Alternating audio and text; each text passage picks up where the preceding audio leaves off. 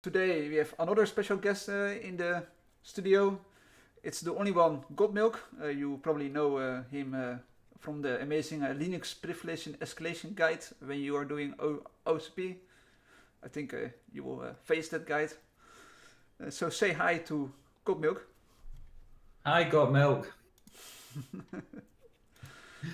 So yeah, you all know how it will be. So yeah, let's just dive to the first question. Did you went to college or did you just learn everything from YouTube or on your own? That's a good question. I went to college and university, so depending where you are in the world. So US call it college, UK call it university. Before that, it was college in the UK, or Americans I think call it high school. So yeah, I did do. I didn't do a traditional, let's say, or what the new idea of doing a penetration testing or information security degree. I did a hybrid. This is at university. I did a hybrid, so it was digital forensics, which did have a element of web forensics involved, as well as security, which then again had a wide area. Let's say it wasn't all completely digital security. So yeah, I did attend it. I will admit, the first Christmas we start in September. The first Christmas, I was already willing to hand in my notice, so to speak, and call it a day. I didn't rate the overall experience that high. What I did come away with was a good set of friendships and lots and lots of different connections. So that's more what I got out of a degree. It's not your traditional, oh, I'm going to learn. I didn't find the course to be, let's say, up to date and relevant enough. When you're finding slides dated 15 years, 10 years prior to it, it was an interesting experience, let's say. Yeah, it's nice to hear that you started with forensics study, as I'm also doing that study now. But yeah, it's nice that you. Cool. Yeah, thank you. And yeah, it's nice to see that you also switch sides to the more offensive side. And Yeah, there's definitely pros and cons with it all. I mean, every now and then I will dabble with it. I've done with various things with my job. I go out and I'm able to socialize, and I just randomly bumped into someone. One of the people, let's say, got quite heavily involved with MCase, and it's like I just remember sitting talking to him in the hotel corridor for 55 minutes after a class, which was an interesting experience. But yeah, it was good. Yeah, there's definitely pros and cons with it. yeah, it can never hurt to speak with people from the business side if you are a student, of course. Yeah. Yeah, Yeah. it's Anyone that spent any time doing their field and just watching them do it, then it's like becoming an art is I'm always in awe of, and I have a lot of respect for that. yeah. And you also talked with someone from Ncase, and Ncase is for those who are not familiar with them. They do make tools, to make, for instance, analyze, more easier and to to make it better. And how was that conversation with someone from they aren't a small company. They are No, they're definitely a commercial product, but it's kind of like, or how I see it, is the go-to tool in a sense, like Burp is to the web app. Not that I'm promoting a product here. yeah Ncase with forensics as well. It's on that kind of scale. But he didn't introduce himself that he worked for Ncase to begin with. It wasn't until he handed his business card did I go, oh, okay. Uh, it was just nice to talk to the shop and just catch up in that aspect. uh, that, that's nice, of course, that he didn't say, "Oh, look, I'm from Ncase," but yeah. But I can imagine the talk was very uh, great. That it was 45 minutes long. My colleague was late to dinner and he wasn't happy. He's like, "What took you so long?" And I just said, I got talking to someone. I'm sorry." Sorry, I'm a little bit late. Yeah, nice to hear your story about the college. And then, if we go to the next question, did you also hack during your college? But yeah, as you said, you were more blue teaming. So yeah, uh, there was an element of security involved, yes, but my issue, let's say, with university, again, this is my opinion. It's a 4-year course. Year 1 to 3, in a sense, I found to be very theory based. Yes, there was some elements of doing practical, but a lot of that was giving us a sheet and it just follow the sheet, and it wasn't a case of watching, doing, or experimenting. It was, you might as well just been watching a video on YouTube. The final year, that's when it actually got any type of hands-on, and it just felt at that point the degree started to fall apart for various reasons. The fourth final year is never a complete year as well, and it just felt like the whole point in me going to university was this final year, and it was over in 6 months. And then that's like all the practical, all the fun side of things. So it wasn't completely like that. But that's again how it felt looking back now on reflection. yeah, of course. There's definitely a couple of tutors that really stuck out and really helped me and really supported. On a personal note, I did struggle, especially towards the end. It was a case of I'm finishing education, I'm not ready for the big scary world, and there was definitely one member of staff that I'm never going to forget that really did help me. I didn't actually graduate when I was meant to graduate. I delayed it a little bit longer. And she was completely cool and really, really supportive of me. So in that aspect, yeah. Yeah, I think it's nice that you have a person to build on, and someone that will help you even if you are a little bit late with graduation, and yeah, that you say how you feel and yeah, how it feels for you, and she still wants to help you. Yeah, that's amazing. Last time I looked, she's still at the university now. I should actually really send her an email. Yeah, she was really good, really supportive. When I was going around picking where to go, I went to the open days, and she actually had put a paper out maybe the 18 months before I applied to go there. And she was one of the people that inspired me to go to the university. So I was lucky that I was in one of her classes. It was nice. Yeah, she was a really good person. Yeah, it's. But overall, as I say, from the degree aspect, I got a degree. It wasn't the best. It wasn't the worst. I got a degree. I'm happy with it. And I was privileged enough to get one, I guess. Yeah, you did an amazing job, and yeah, if you can see where you are now, I think you are happy with the outcome. Yes, I am. And as I say, there's various people that I've met throughout that journey, people that I wouldn't have done, and I've definitely had a good lot of, well, memories, personal and professional. It was great in that way. I don't think from an let's say an academic point of view did I benefit too much, and it's not me trying to say that I knew it all. It was more of a fact that the course wasn't up to date with modern information. But that is one of the downfalls in Infosec, especially in IT, especially in Infosec. It's such a quick moving industry. It's so quickly evolving. At the time of books really hit print, it's already out of date. Yeah, so they did what they could.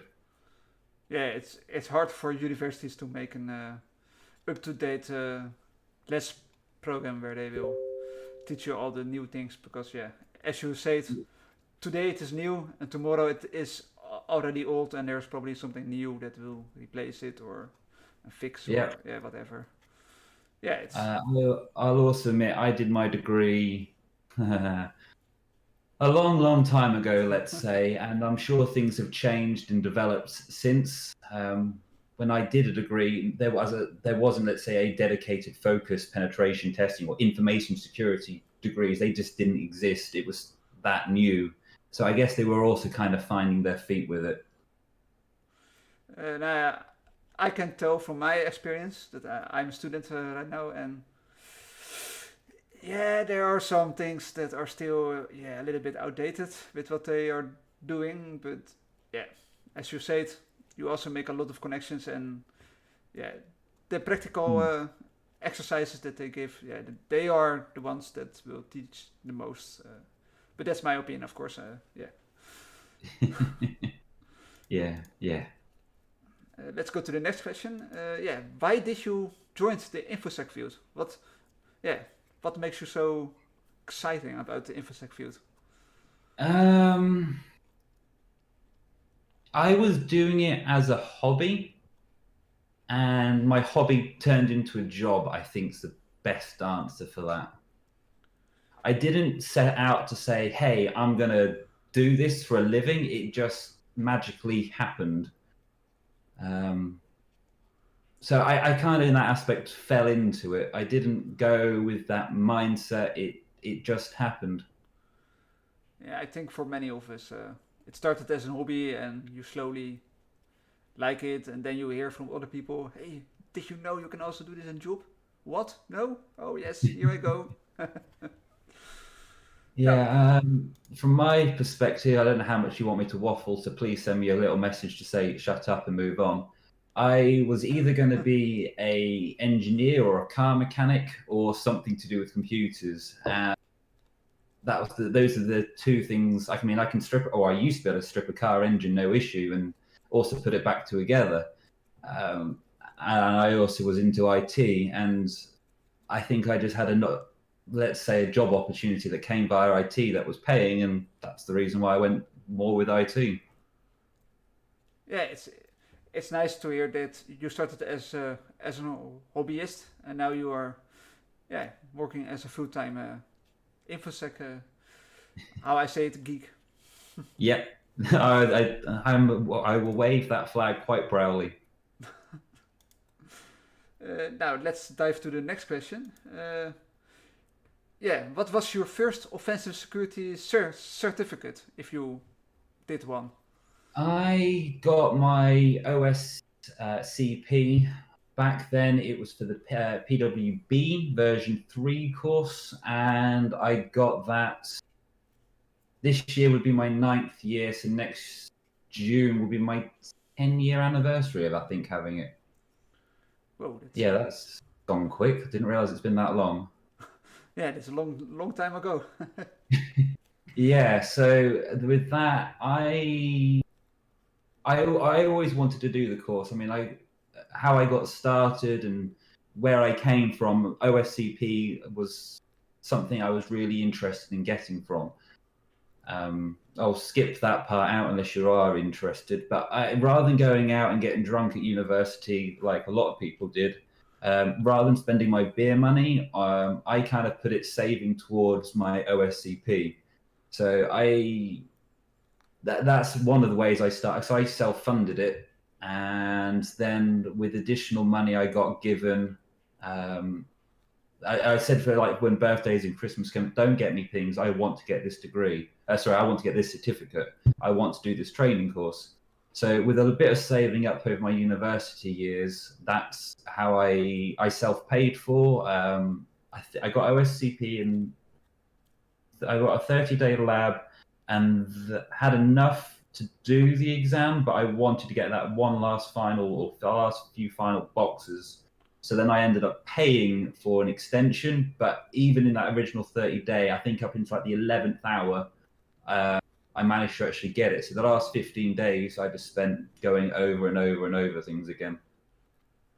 Yeah, I think you made a good choice with not going to parties and drinking, but instead saving your money for for something that is Yeah, worthy for after you I, shoot the I course. spent my time sitting on IRC talking to other fellow geeks, mainly in Infosec, and just learning, practicing, and doing. It's actually funny that you should say this. I was reminiscing the other day. I can remember hanging out on a certain IRC chat room, and the whole chat room would love this band called Infected Mushroom. and they were said, "Oh, we're going to do a live gig and we're going to live stream it on the internet." And it felt like at the time the entire IRC chat room, doesn't matter which time zone you were in, would stay up and we all watched it together. And that was a really weird, such a cool experience for me. That is what I remember from doing things from university, rather than, as I say, okay, that's more online connections as well. But again, that's what I spent my time doing during my university. Well, it sounds really amazing that you all were staying up at night. It didn't matter where you are from, but you was just stay up and yeah. Yeah, it was. If it was somewhere, I think it could have been. They could have been playing in Turkey, and they then were a bit. They were a bit of a diva. They came on a few hours late, a bit like me during this call. And I think it was like 4 a.m. when they actually finally started, and we all shared this pirate link, and we were all watching like this at a 320p screen, but we all had it blaring, or what I would imagine blaring loud out, and we were just rocking out to it. Yeah, it sounds as a really funny experience, and yeah, it's nice that you made friends like this, and yeah, it's always nice to watch something together, right? Yeah, yeah. I mean, given with what's happened with COVID and lockdown and all that aspect, yeah. I've started doing various, again, not promoting products here, but Spotify has a party playlist, and we've done a few parties there, and it kind of made me remember that vibe, but it just wasn't the same back now compared to then. I don't know why, I can't put my finger on it, but yeah, it's what I started reminiscing about with it all. Just one offside question. How do you manage those times now with the COVID? Are you working remotely or are you still going to the office? I have been always I've always worked remotely. I've never actually worked in an office. I've always in this aspect, it's not actually COVID. My day-to-day working hasn't really changed. Nothing's different. I still sign on. I still chat to people and still do the calls, and then I close the lid and I have a 10-second commute back into the house. So that aspect is not changed. I used to do, keyword here, used to, because of COVID, live training. But given the fact that I'm not getting on a plane at this point, that's changed. So I would do it normally somewhere between 6 to 8 weeks, travel, go overseas for a week or two, and then come back. So I haven't done that for a while, and it feels a bit odd. Yeah, it sounds really nice to have a job as working remotely constantly. I can't imagine it. It has its perks. It definitely does. It does also have its drawbacks. I mean, as I say, the commute to work is only like a 10-second thing for me because I have a office out in the garden. On the downside is I can't go and there's no water cooler. There's no going to a bar or a pub on a Friday night and just blowing off and letting some steam off. That doesn't exist. I've tried doing it with the local people in my village, but they look at me and are saying, "What are you talking about? Computers are for Word, right?" And that's as much as they use them. So, yeah. I think the best part of working home is, you can make whatever lunch you want. You can cook. You can, you can make whatever you want. You don't need to make some bread and take it in a bucket to your work because you can't cook on work. You know? But thank you for answering, and let's go to the next question. You were talking about OSCP, and my next question is: did you succeed at the first attempt, or did you need to redo it, or? The short answer is I did do it on my first attempt. The slightly longer, depending on who you talk to, I had a technical glitch. So I had enough points to pass, and I got enough points, but it wasn't going through on the scoreboard, so I got a bit frantic. I think I had maybe 19 minutes left, and I had done an all-nighter. I bought energy drinks in. I'd stayed up. I did the stupid thing. That's why I never recommend it. So it ended up convincing someone, saying there is a problem there. Please, can you look into it? Once they then did their aspect, boom, got the final bit, and it worked. So yeah, it was close by the end of it. And how did they solve the bug, or you just reported the bug and some couple of minutes later, yeah, it magically was fixed? There seemed to be a issue with the snapshot that it was an issue with the snapshot. When I hit revert on the machine to make sure it was all there, it didn't revert it back to a good known working state. So I had to ask someone to redeploy the machine out for me. So they're saying we're gonna kick you off the VPN. We're gonna have to rebuild your exam lab, and if you've got enough time at the end, you can try. I'm like, okay. That whole system has been long fixed. But yeah, back then it was a different story. I can imagine you were pulling your hairs off, like, oh damn it, this is going to be wasting my time. I need to hurry. It was a case of, what have I done wrong? I've tried everything. I've done this. I've done that. I've gone over everything. And then I was like, all right, I'll walk away. I came back, tried it all again, deleted all my notes, started fresh, and it's still just nothing. It's like, there's nothing like it. There's absolute nothing like this. And so I ended up reaching out for help, and they kind of did the basics. And then I said, I gave them enough information. They said, I'll go look into it. And then they said, yes, okay, we'll have to go solve it for you. And they did. And luckily I had enough time by the end of it. It sounds as a frustrating story that you have made. It's definitely one of those experiences that I will remember. The other one was later on with OSCE, now the late Cracking the Perimeter CTP course. I can remember completing that challenge.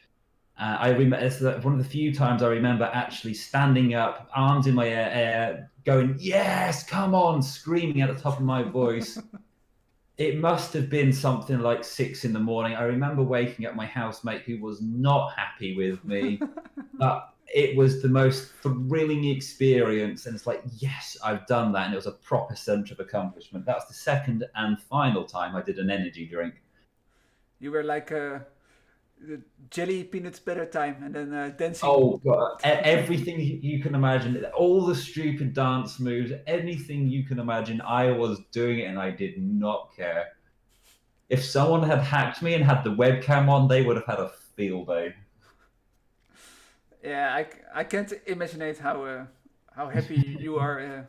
Especially you did OSCE, and I have not done OSCE yet, but as I hear the stories from some friends I know, it is hard. Yeah, it's a different skill set. It's a different skill set. Yeah, definitely. It's not like OCP. It's you need to dive deeper, and as you said, you will scream the lungs out of your body if it succeeds. Yeah. Or you will pull your hair out if it doesn't succeed. The next question. How did you end up working for offensive security? Do you want the long answer or the short answer? Let the viewers decide. If they respond fast, I give them 3 seconds. 3, 2, 1. Let's just do the long one. Okay, so we're going back a fair few moons here. So going back to the days of my college, so high school for people in America, I was, my college actually did a Cisco degree where I was able to, on the side of it, get CCNA. And for the people that have done CCNA, it was version 3, and it was completely theory-based, stare in front of a screen, click next, click next, click next, read, look at a picture. The only practical hands-on element here was actually making a Ethernet cable, and that was it. That's as much of the practical aspect of it. So it was incredibly bone dry. The guy sat next to me, who I ended up actually sharing a house with later on in life, was a Linux nut. He was a complete Fedora person, and he just spent his entire time surfing, trying out different Linux distros. And one day he goes, "Oh, Backtrack's out. Backtrack 2's just been released." This is probably back in what, 07? Something like that. And I was like, all right, okay. So we ended up bypassing the school firewall to download it. That's a different story in itself. And got it at home. And then it was a case of, all right, now what do I do? How do I install it? So then you had to go look up how to install it and all the other aspects. And then the more times I looked into it, the forums just kept on popping up and lurked in there for a while. And then eventually the search button didn't work for me. So I had to actually sign up, make an account, posted my questions, got knocked around a bit, but really enjoyed it and got the bug. Then I started helping people on there. And I was like, well, I'm completely new. These are what I'm finding out. This is my notes. I ended up basically typing my notes up in a nice, formatted, elegant way, let's say. I'm heavily dyslexic, so doing that was a challenge to me, which is another thing I was trying to push myself. And people started to really enjoy it. And then I said, all right, I'll keep on doing it. And after a bit of time, Mutz, who was the founder of it all, one day he says, all right, you seem to be quite helpful. Do you want to become a moderator? I'm like, what does it mean? He goes, you help other people and you get a nice badge. I'm like, all right, that's what I'm doing anyway. Then a couple of years go by and then he's like, you want a job? I'm like, I'm in my final year of university. Ask me again in about a year's time. He goes, all right. A year and a day goes by. He goes, you want a job? And I kind of said, yeah, go on then. What's the worst that could happen? And he goes, all right, cool. Send your CV and your salary starting figure here. You start on Monday. And I'm like, okay. And he just sent me the only information, I had the contract and everything, and then the only thing I got was a Skype handle to add. So I added this Skype handle, 9 a.m. on a Monday morning. This guy starts talking to me, and that's how I ended up. End of the month, I got a paycheck in my bank account. I was like, oh, this is actually legit. This is actually happening. So then I had to go speak, and yeah, month after month after month, I eventually kept getting paycheck. So I owe a lot of my career, pretty much everything to my career, to forums, community forums. It sounds really a long story, but also an amazing story. And I think you learned a lot during the journey. And yeah, being helpful for other people on a forum where they ask questions. That's of course, really great and helpful that you help those people who are also stuck or who also have the same questions like you, and you will help them. And eventually, you will end up as an administrator, as you said, and then Yeah. and you get of course the nice badge, what they say, Yeah. and yeah, then they ask you, you want a job, and then sorry, I'm in my final years, and you ask me 1 year later, and then 1 year later they say, do you want a job? And yeah, you end up a bit offensive. It's really amazing what you have. As I said, it was a experience. I was trying to make myself a better person. I was trying to help others, and I ended up going in a direction I really did not expect or I planned. This is why I said I just fell into it. I picked up lots of skills along the way. I also picked up additional friendships, people to this day who I still actually talk to. Talk to them online. I've never actually heard their voice, but if you're going back now, this is years upon years where they know everything and everything about us all. Oh, I see Rastamouse saying that he have slept with you in bed. I don't want to imagine what, but Sorry, could you say that again? You broke up slightly. oh, I see Rastamouse saying that he has slept with you in bed. It's Yeah, okay, so do we before do that gets weird, it goes to a weird place. Every Christmas, I would do a big Christmas meal. We would get together. I don't know if you've heard the term turducken. It's a no, bird inside a bird inside a bird. I do apologize for any of the vegetarians or vegans out there. But it's basically a big slab of meat that we would kind of cook for like 25 people plus. And it was a case of invite anyone and everyone that you know. And we said, all right, okay, there's a couple of people on IRC that I'd met up with a couple of times. Rasta Mouse being one of them. It's like, yeah, just come over for Christmas. And it's like, what do you mean? Come over. There's a lot of food. You can crash on the sofa. There's beer galore. fireworks. We're all fellow nerds. We're all going to be playing games and just come have a good time. So he ended up, I don't know how many times he did it actually, but yeah, he ended up staying the night. It's nice that you organize a big meal, and yeah, of course it's always nice to be with friends, and I think Restamouse will bring some firework, I guess. But yeah, and a nice side story. Let's go to the next question. Yeah, how is it to if if people are doing OCP right now, they always end up with your Linux privilege escalation guide, and many people will recognize you as their first time seeing you with that blog post of you. How does it feel that it is well known when people are doing OCP? Did you intend to make it for OCP, or you just post it like, hey guys, here, handy tips? I posted it all again. It was just in a sense my glorified notes that I typed up and I published and put out there. I was struggling, and I was struggling hard with doing privilege escalation, and spent a long time Googling. And I ended up finding, I believe I've actually quoted it in the blog post, as someone that put a load of questions out there. And I was like, okay, they're good questions to ask.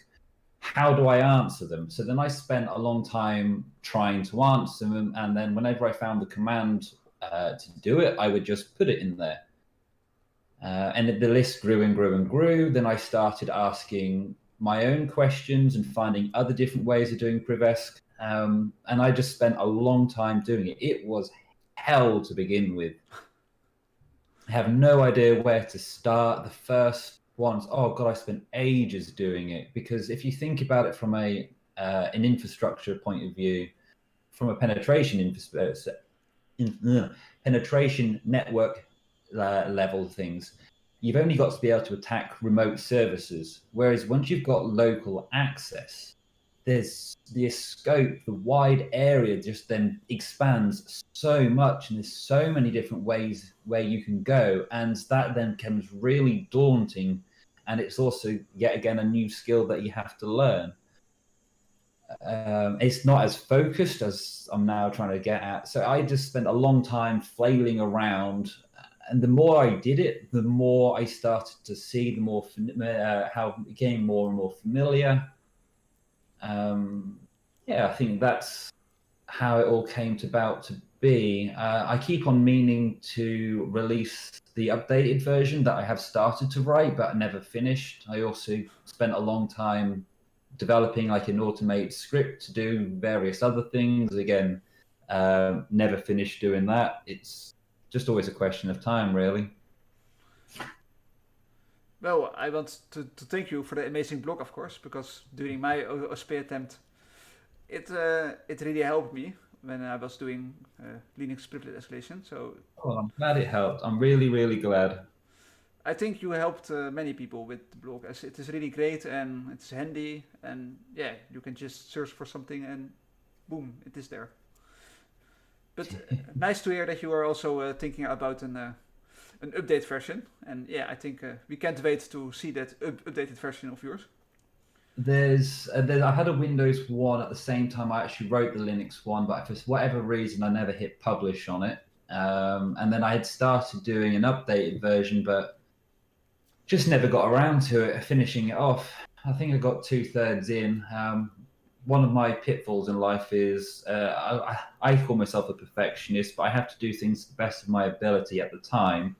And if it's not 100%, I struggle to say to share it with the world. Let's say I'd much rather keep it private until it's in my eyes perfect. Then when you go back in 6 years later or whatever, you go look, you go, oh my god, that was horrible. Why did I do that? Or this is such much of an elegant way, and it is what it is. I've learned that recently. That's really interesting. And yeah, just click the publish button, and I think the entire board will be happy. One day, maybe at this rate, maybe next year. Well, viewers, prepare for next year. An amazing. Oh God, what have I said? I haven't committed. It could be 12 months from now. Or 12 months. What? Let's go to the next question. We recently heard of the new course being released. It's called OSEP. Can you tell us more about it? I also asked the same question at TJ0, but let me see how you will respond to it and what you can say.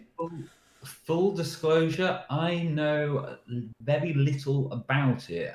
It's not what I've moved on from content team at Opsec. I haven't done any beta testing or any advanced previews. I wanted to wait to the final product.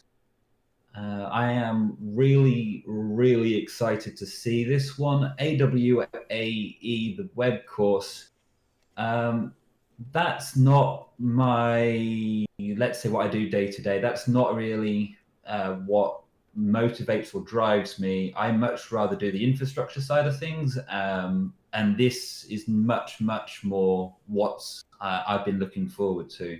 So I haven't got any knowledge or anything I can really kind of drop or spoilers or anything like that because I haven't done it yet.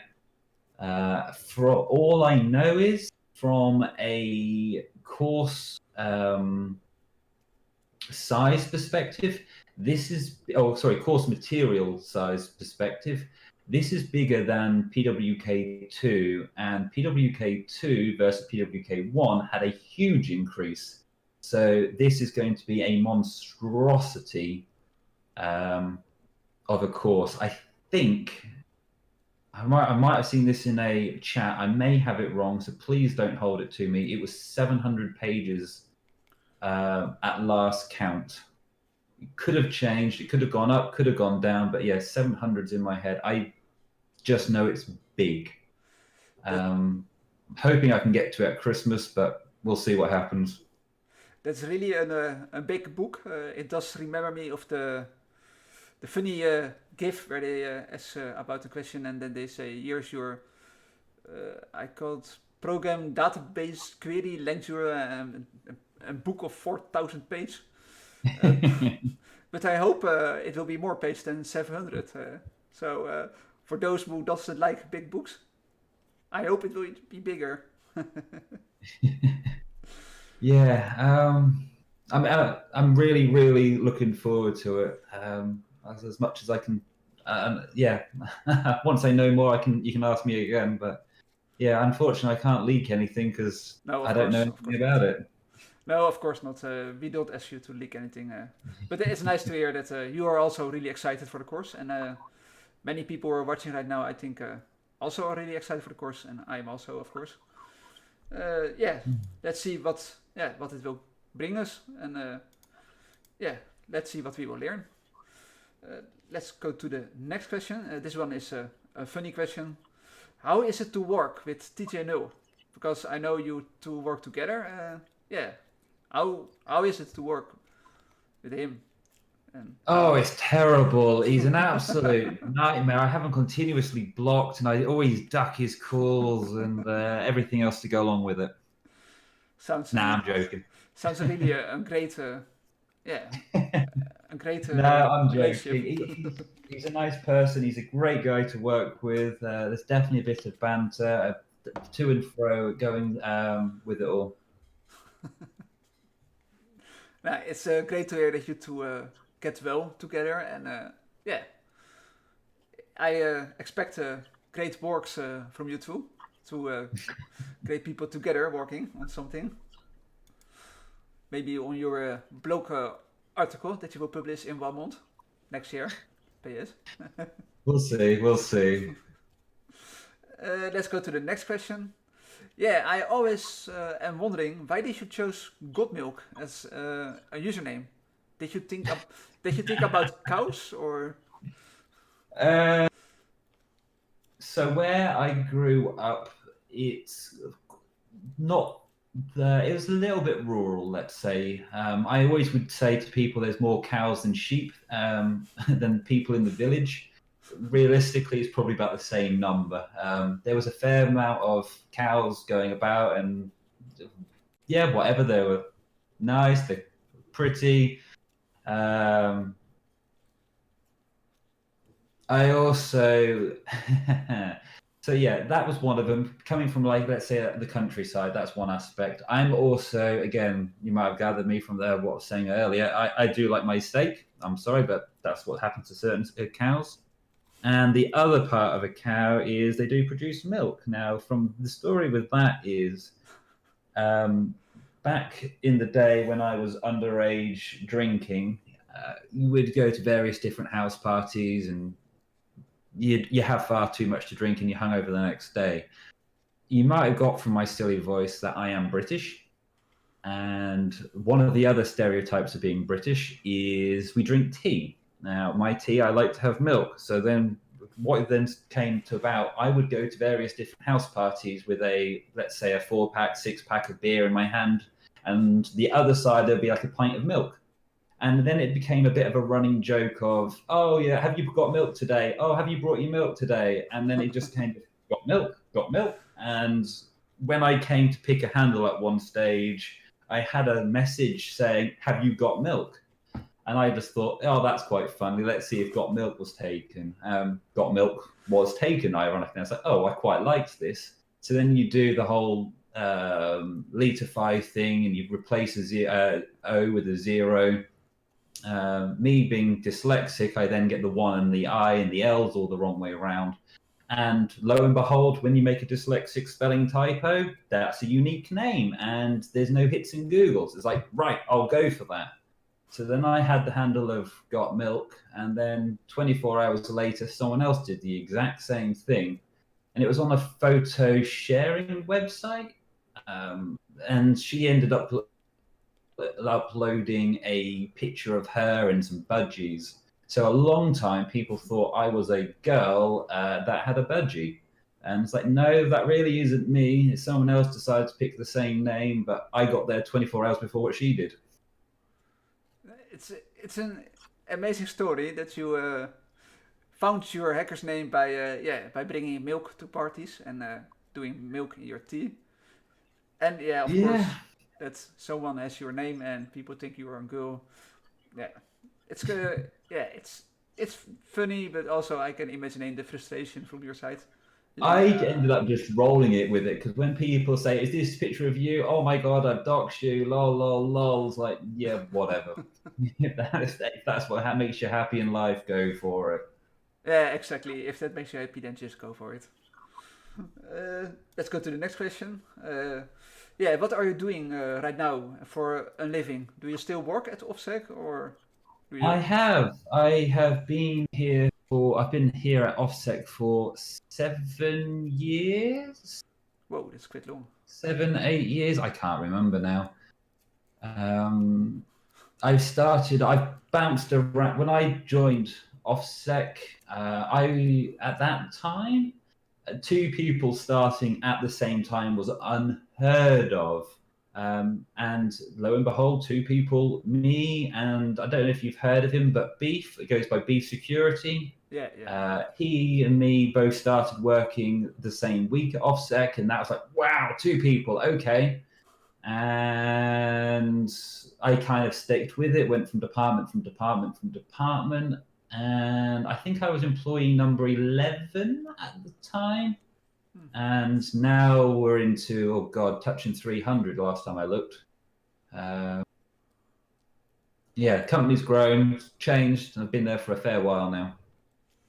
Yeah, they are really growing, as they also looking for student people to monitor people who are doing the exam. I'm thinking, or I saw it once in Vector. There's various, the student administration roles where you offer, coaching support and guidelines for people doing the, exactly. from doing the courses. They're quite often advertising those roles because there's more and more courses coming out.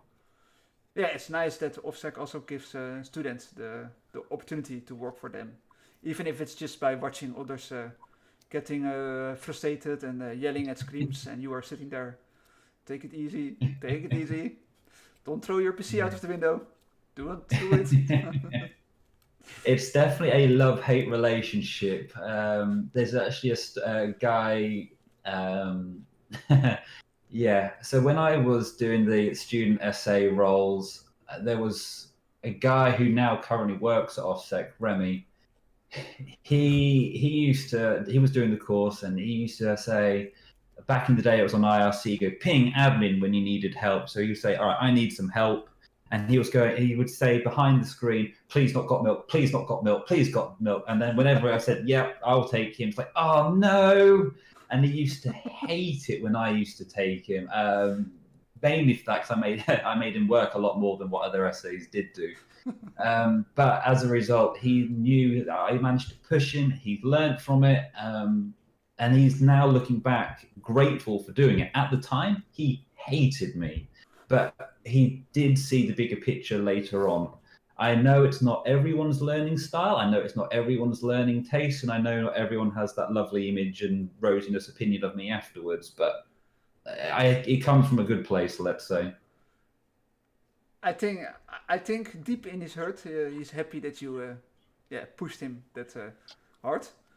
I like to think so. And Remy, if you're listening, I'm sorry and I love you. And now he's going to reply, I don't want goat milk. No, thank you for asking. Sorry. Oh, sorry? Go I was just going to say, if you actually come across Remy in real life, you know not to mess with him. Oh no, now I'm scared. But okay, thanks for the advice. I will walk around him 2 meters. Let's go to the next question. How do you manage your time between learning new things and working? And I don't know if you have other things that you do, like sporting or something. But yeah, and you have children, of course. So how do you manage your time with all those things and still learning new skills? Badly is the short answer, as we saw tonight. From a time management perspective, I live off my calendar. If it's not in the calendar, it doesn't happen.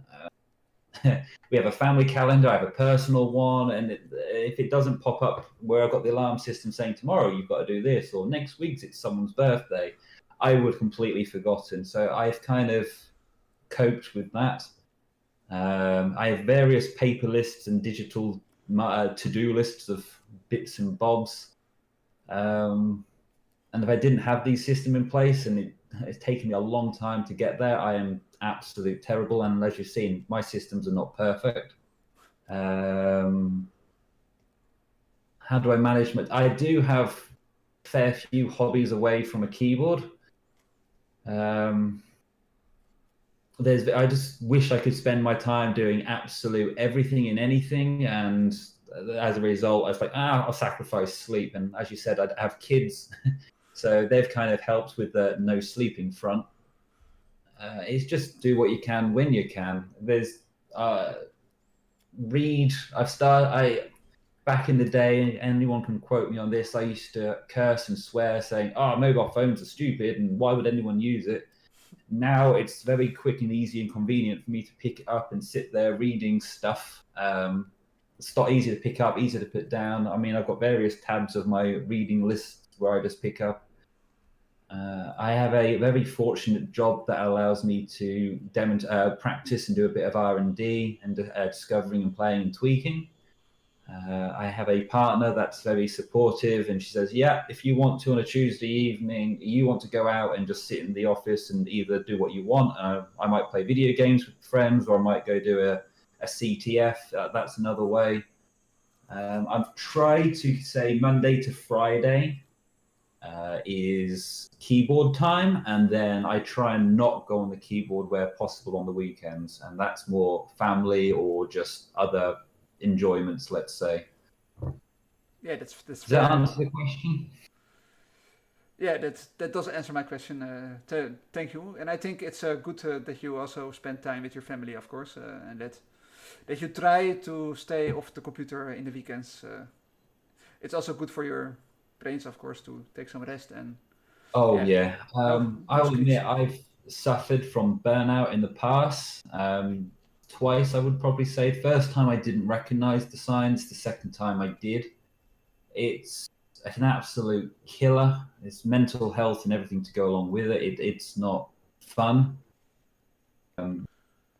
It's not something like you can. It's an ongoing thing, and it's easy. It's really, really easy to throw yourself into it all and get lost, and then the repercussions afterwards.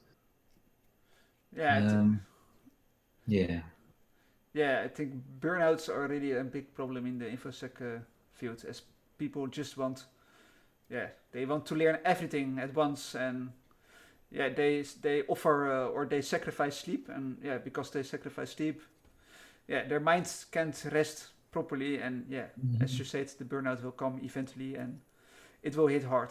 I mean, that passion and the drive behind it is something great that you do want to harness and you do want to use, but then on the flip side, it doesn't happen overnight, and it is a marathon, not a sprint. It does take time. Yeah, of course, that is a good advice that you gave. And but I also admit it's fully easy, me sitting where I am sitting, having gone through it all, and people starting out that are trying to make a start, and they're like, well, I'll rest when I'm at your level. Whatever, you're gonna have to rest earlier. I'm really pleased to. Yeah, I think rest and sleep is really important. If you, it will stimulate the brains, and also if you sleep 8 hours a night, you will remember better. So if you learn something, you will remember it better than if you just sleep for 4 hours a night, because you will forget a lot of it. At this point, I will quite kill to have 8 hours of sleep a night. My kids keep me awake for far much longer. Yeah, I can imagine it with kids. It is a different story, especially if they are still young and they will wake up middle of the night. My kids are definitely young. They're at an age where they still like me, let's say. They're not teenagers. I'm also trying to spend as much time as I can with them, because I know I'm not going to get this time back. And later on in life, I was a teenager. I was whatever. I wanted my independence. So I know I'll get some, let's say, me time later on in life. Yeah, I think your kids will be proud of you if they know what you can do with a computer. And if they know that you can, that you can see their activities on the computer, because you can hack them, of course. I think they will think, oh, my dad is really cool, but also he is monitoring me. So what should I do? Maybe as my oldest is obsessed with buttons, and she will just slam her hands on the keyboard, and she's got her own little Fisher Price or toy computer, let's say. And she loves it. She's going to be into it, I can imagine. Do you want your kids to be in the infosec field, if they want to go down that path and they choose to do it, by all means, I will encourage and support them any which way. Whether or not I'll actively promote it, I like to think that the industries would get better by the time that they're at a place to pick their careers, let's say. Yeah, I totally agree with that. Okay, let's go to the next question. What are your future plans, if you have any future plans? Oh, is this from my personal opinion, way I see the world? Yeah. What do you want to Okay. be in the next 10 years, perhaps? Or Let's say, right, so let's put what the day job aside. So from my point of view, I've had a bee in my bonnet for a little while about writing a book. It's something that I have started earlier this year, but had to put on hold. I would like to write a book, and now I know that's going to be a bit of a hypocrite, especially what I've said online before previously, and also in this call where I said as soon as a book goes to print, it's outdated. Um, I've had a few ideas and ways that I could try and combat the dateness, so to speak, in a unique way that I don't think it's been done before. If it has, not many places, let's say. I would like to try and do that, mainly for the fact it would be the sole reason. It's not. It would be for me to push myself.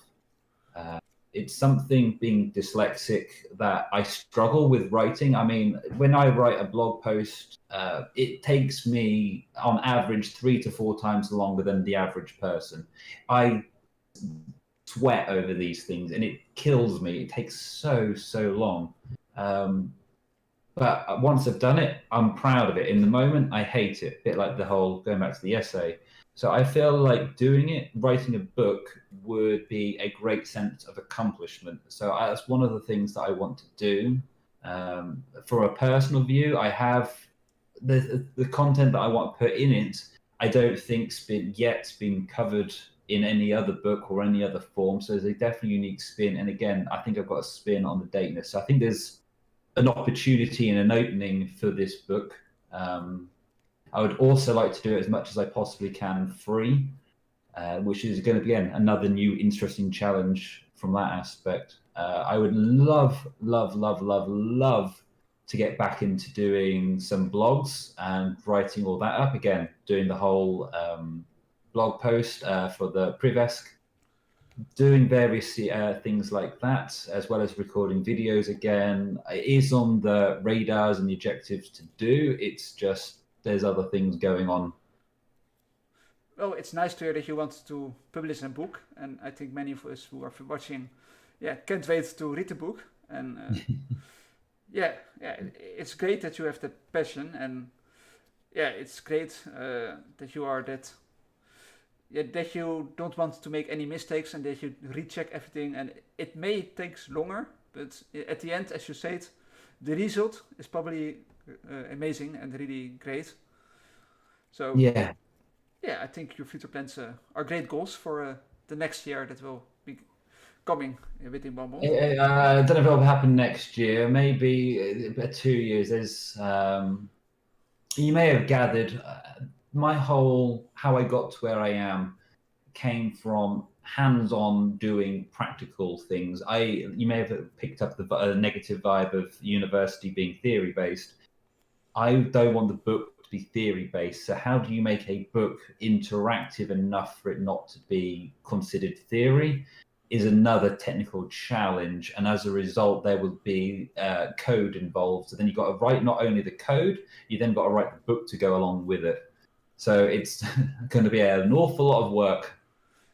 I think the book is going to be amazing, and I can't wait for the book. So keep us updated for once you know when you I'll will try. release I'll it. try. Let's go to the last question, and then after this last question, I have the 5 questions of shame, and then I Mhm. saw there were some questions from the people who were watching, so we will answer some of them. Uh, Cool. for the last question, do you have any advice or tips for people who are watching now and they want to start with hacking? Oh God, I can get on a chair and rant about this until the cows come home if you want. Okay, let's hit this. Make friends online. There's so many people out there that would want help, and they would want to engage. And I don't want to say be your friends, that sounds a bit odd, but they would be quite happy to have a conversation and then friendship grows from it. It doesn't have to be something that you force into it. It might just magically happen. But I would try and encourage, get a key word here, small group of friends, either in real life, or just try and join a community and get involved, and just, that aspect. There's a lot of drama, a lot of issues with Infosec.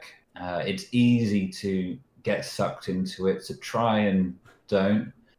The reason why I'm saying this is because people hold a grudge and people remember stuff, and because it's a really small industry, if you think of IT as a whole, and then Infosec's this one niche part, and then you've kind of got the offensive sides, even a niche part of this again, it's a really small industry, and people know each other. And as I said, grudges and things happen, so don't go out and just, without being rude here, don't be a dick.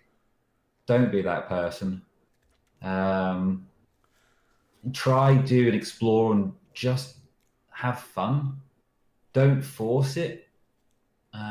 Going into it, if you're just saying, right, I want to be a pen tester, I want to get into it, you're probably coming at it in the nicest way from the wrong angle. I know a lot of people will not agree with me with this statement. The best pen testers that I know, they didn't start out as pen testers.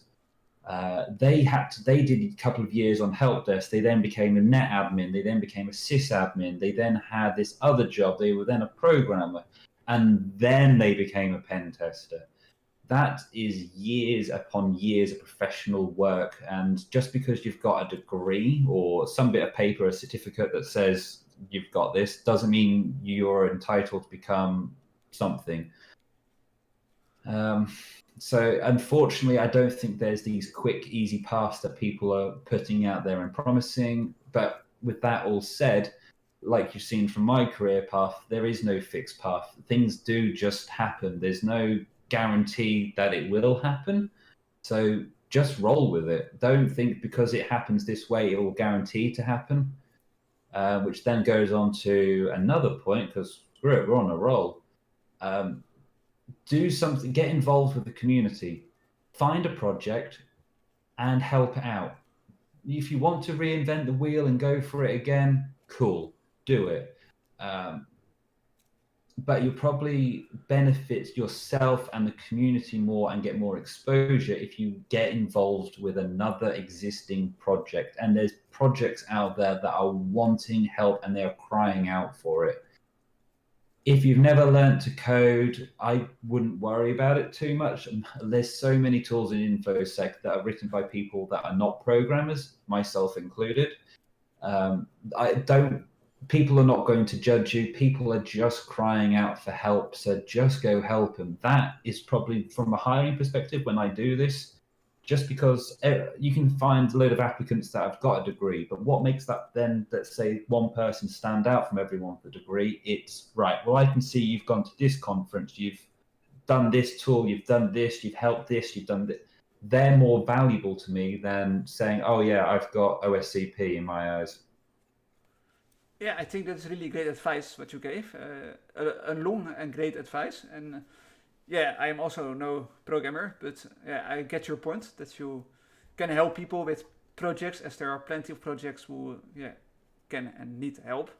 Even if you don't know how to program, you can try it and just Google and learn a lot from it. And I think that's the best approach to do it.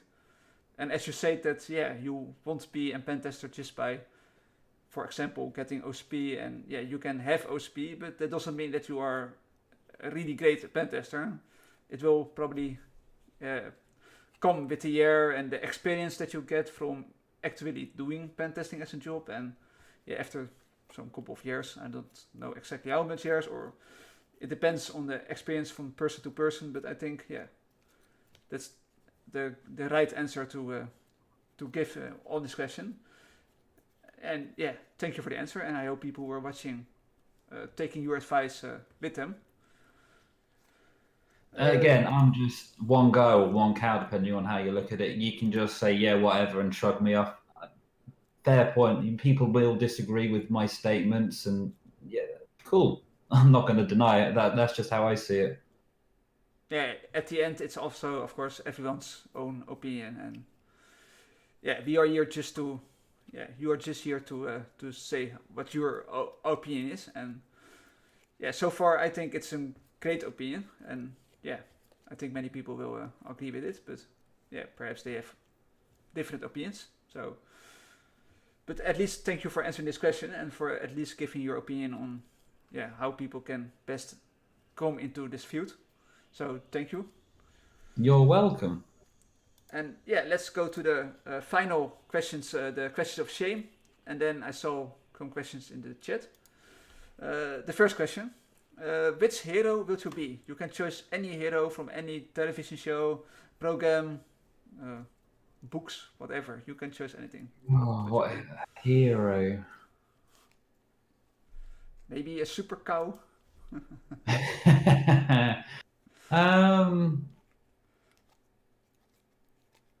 I don't know, really. Spider-Man, Batman. I guess it's just A combination of them. Yeah, why not? Yeah, why? Iron Man's cool. Again, I don't watch too much comic book or graphic novels, whatever they are, films. So I'm a little bit out of my depth. And the books that I do read are technical ones. So that's, again, not helping switching the brain off.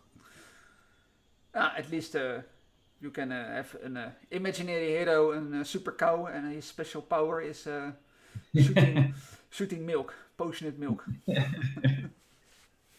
Yeah, let's go with that. Let's rock with that one. Okay, great. Let's go with the super cow. Okay, the next question. If you can choose two parents, you can choose any parent, again, from a movie or show, but you don't know a lot of those shows, but can you think of two parents that you want? Ooh.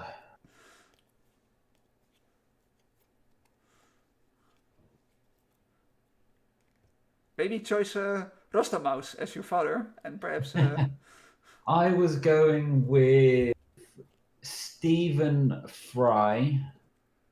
I'm not sure if you've heard of him, but Stephen Fry, actor, comedian, author, generally just a really, really smart guy. He used to host a quiz show called QI.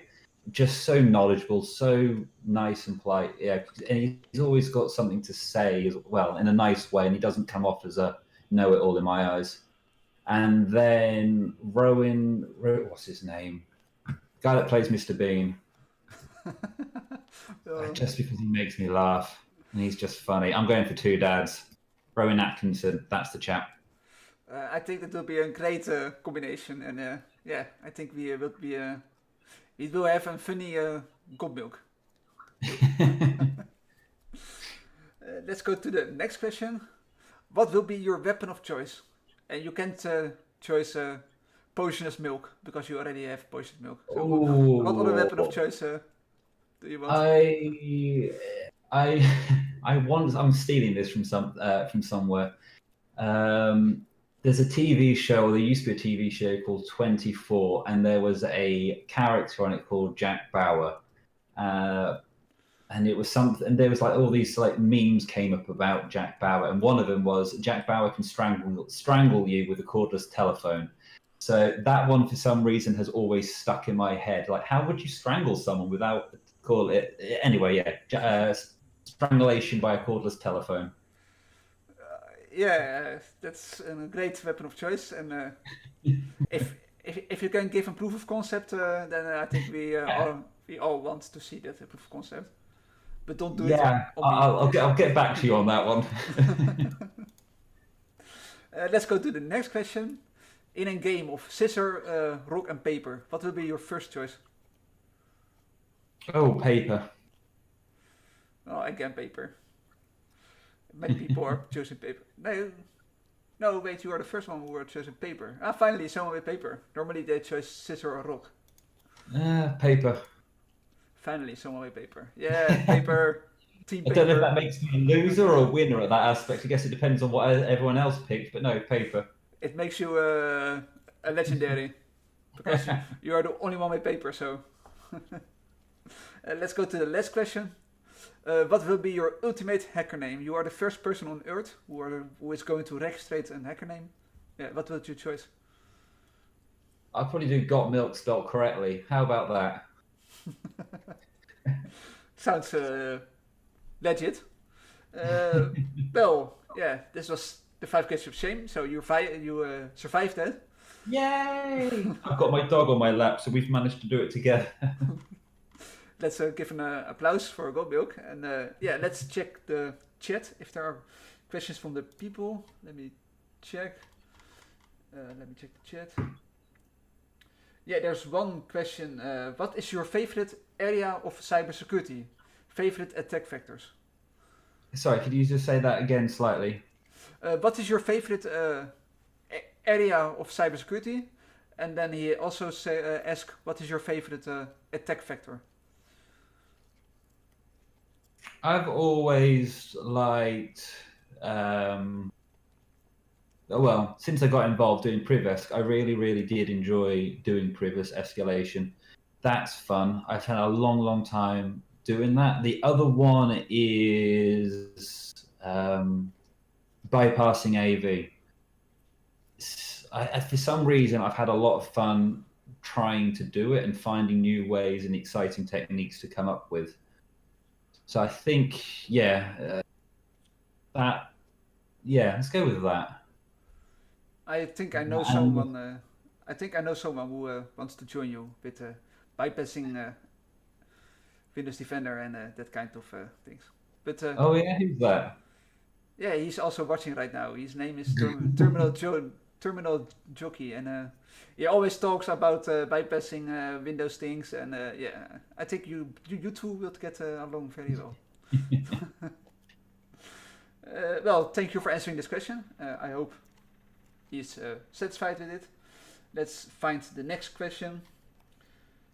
Okay, I'm scrolling through the chat, so.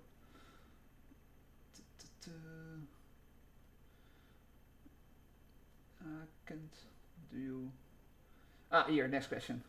Do you fear that automatic priv escalation scripts are taking over the manual enumeration? I think the cat's out of the bag on that one. And back, there's a time and place for everything. And also when you start to scale out, if you're focusing on doing just one machine, like in a CTF, you've got a lot more time on your hands. If you're doing a pen test and you need to do things at a large automated scale, there's two different things going on here. So in short, I think they both have a time and a place. It's taking me a while to get there. I used to go blue in the face arguing doing it all manually is better and how scripts don't work. And there definitely are a lot of bad ones. There's a fair few good ones, but it's like doing a port scan, for example. When you first get to a machine, you do, like, let's say the top 10 or the top 100. And then later on, you might go back for a second or third scan when you do every single TCP, and then you move on to UDP. It's a case of having to go through different areas and looping around and doing multiple checks. On the first pass through, run an automated script, and it might get the low-hanging fruit, and it might give you the quick, easy win. If you're doing it at batch scale, if you've got a script that supports it, cool, go for it. But at the end of the day, the scripts are only as good as what's programmed into them, and unless they're kept up to date, because there's always new ideas or vectors coming up with, it could potentially miss something. I think that's a really well explained answer, and I hope he is satisfied with it, and I hope you answered this question. It's a good question. Yeah, I think those days automation are still coming, and they are always upgrading it, and but I also think that the manual part is also really important, because you need to understand what the script is doing and why it is doing that way. Mm-hmm. I mean, the people that are like follow my blog post that copy and paste the command and go, all right, cool, now what does that mean, what does that do? You might get the same output if you run an automated script, but at least if you run it manually, you can then break it down a lot easier, and that's just my take on it. Yeah, exactly. Then you exactly know what you see as output, why it's giving this output, and yeah, you get the idea behind it instead of just click, run, I am root. Okay, what can I say to the customer? Well, I found this script and I clicked OK. That's it. Here you go. Yeah. You want to explain to the client what you have done and yeah, why did it works, and yeah. From that aspect, it depends on what's in the penetration report and people's writing style. Everyone writes different. Some people like to give the vulnerability and the effect and the damage and everything else. Some people like to paint a story of this is what I tried, this is what success. Other people then would also do the story, but they would also include their failures or saying what worked. There's no right or wrong. It's up to what it all depends on what the client wants. Yeah, exactly. It depends what the customer wants you to give to them.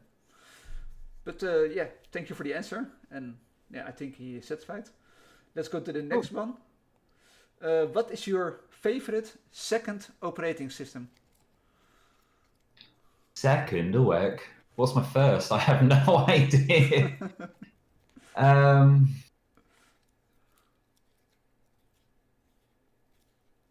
I don't know. I mean, I use. I think I use a fair few. I think I've got 4 on the go most days.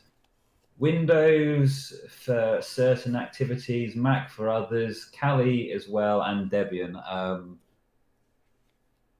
It all depends on what function I'm doing, really. They're all got the pros and cons. I probably use Windows the least these days. Yeah, it is just what it is. I can't really answer that. Sorry. I can just pick one at random, but I don't really have a preference or a favorite. It's right tool for the right job. Let's go for Parrot OS. Your first choice is Kali Linux, and your second is Parrot OS.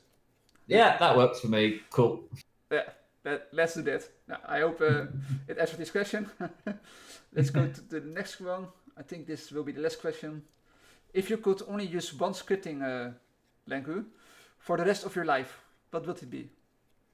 One scripting language the rest of my life. Do you count Bash as a scripting language?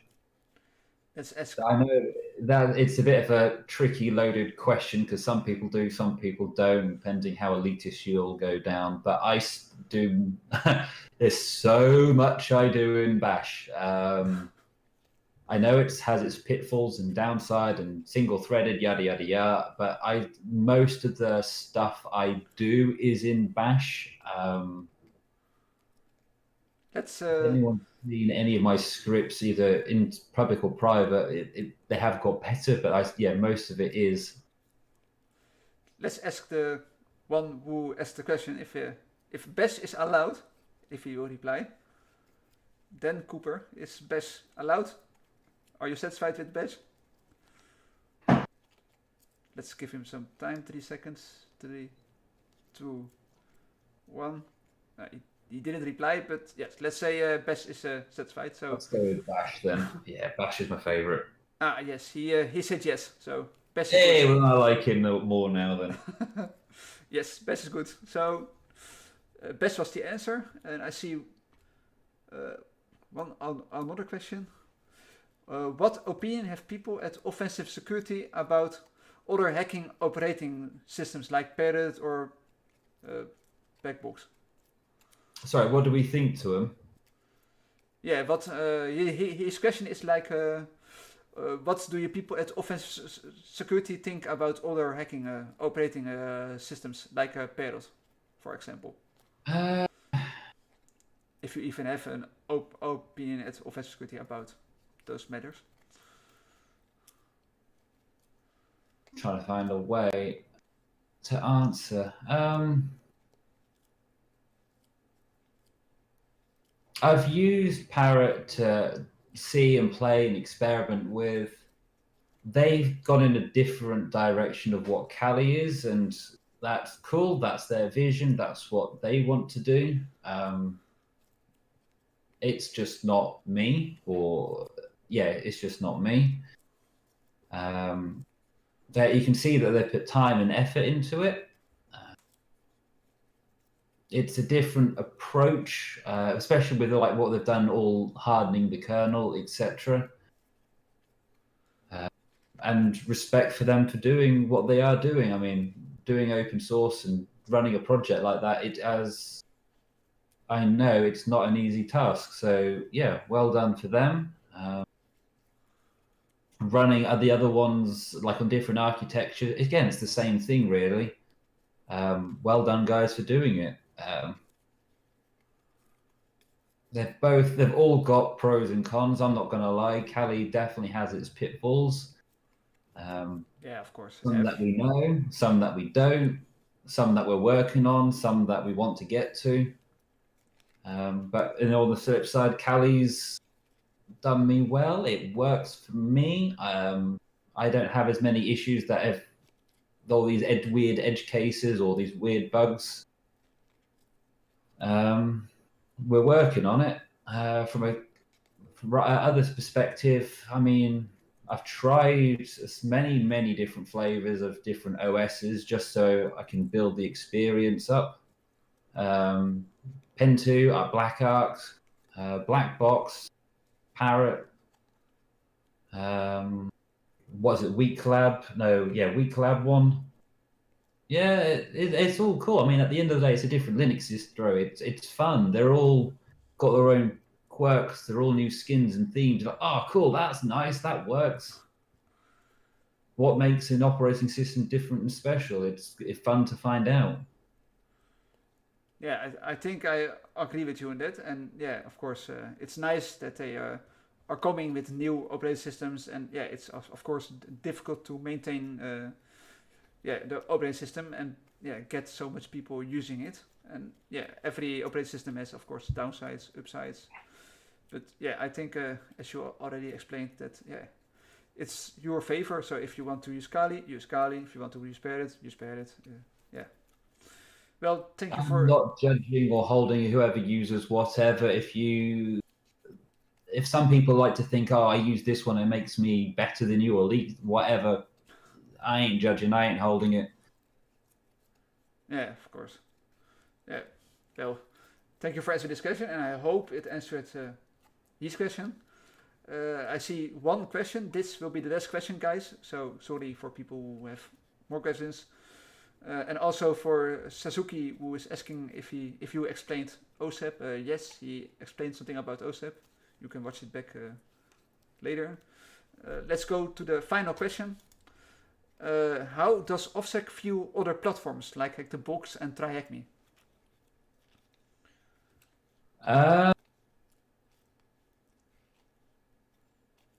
That's a good question.